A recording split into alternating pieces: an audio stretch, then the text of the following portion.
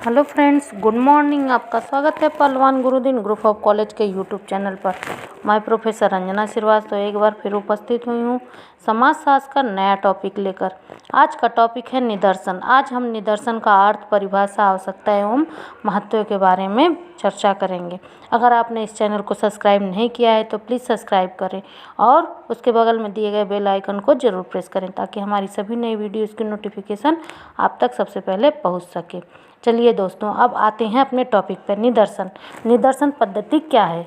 वर्तमान युग में निदर्शन का महत्व या उपयोगिता दिनों दिन बढ़ती जा रही है। इस सिद्धांत का प्रतिपादन एवं विकास तीव्र गति से हो रहा है। संयुक्त राष्ट्र संघ में इसकी उपयोगिता को देखते हुए एक उप आयोग की स्थापना की गई है, जिसका उद्देश्य निदर्शन के माध्यम से अधिकाधिक उपयोगी समंकों को संग्रहित करना है। निदर्शन पद्धति। आज हम इस लेख में निदर्शन क्या है, निदर्शन किसे कहते हैं, निदर्शन का अर्थ, निदर्शन की परिभाषा, निदर्शन की पद्धतियाँ, निदर्शन की आवश्यकता तथा निदर्शन का महत्व जानेंगे। निदर्शन का अर्थ क्या होता है? जब कभी किसी जनसंख्या में किसी चर का विशिष्ट मान ज्ञान प्राप्त करने के लिए उसकी कुछ प्रतिनिधि इकाइयों का चयन कर लिया जाता है तो इसे चुनने की क्रिया को निदर्शन कहते हैं तथा चुनी हुई इकाइयों के समूह को निर्देश कहते हैं। दूसरे शब्दों में निदर्शन अनुसंधान की वह पद्धति है जिसमें समस्त अनुसंधान क्षेत्र से कुछ का चुनाव इस प्रकार कर लिया जाता है कि वह संपूर्ण अनुसंधान का प्रतिनिधित्व करेगा और उसके द्वारा जो निष्कर्ष प्राप्त होंगे वे संपूर्ण क्षेत्र का प्रतिनिधित्व करेंगे। अब हम निदर्शन के अर्थ के बाद निदर्शन की विभिन्न विद्वानों द्वारा दी गई परिभाषा को जानेंगे। निदर्शन की परिभाषा। श्री बोगार्ड्स के अनुसार निदर्शन रीति एक पूर्व निर्धारित नियोजन के अनुसार इकाइयों के एक वर्ग में से निश्चित प्रतिशत का चुनाव है।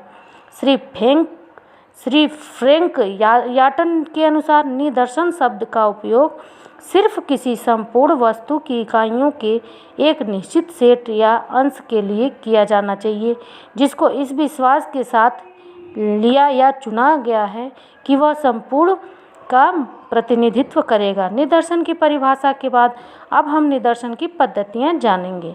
निदर्शन की पद्धतियाँ। निदर्शन की प्रमुख पद्धतियाँ होती हैं। पहला, साविचार या उद्देश्यपूर्ण निदर्शन। दूसरा, दैव निदर्शन। तीसरा, विस्तृत निदर्शन। चौथा, मिश्रित अथवा स्तरित निदर्शन। पांचवा, अन्य पद्धतियाँ, जिसमें है पांचवा का ए, कोटा निदर्शन। बी, बहुचरण निदर्शन। सी, बहुस्तरीय निदर्शन। डी, सुविधा अनुसार निदर्शन। स्वयं निर्वाचित निदर्शन। निदर्शन अपव्यय को रोकता है। समग्र पद्धति में प्रत्येक व्यक्ति से संपर्क स्थापित किया जाता है, अतः अधिक की बर्बादी होती है।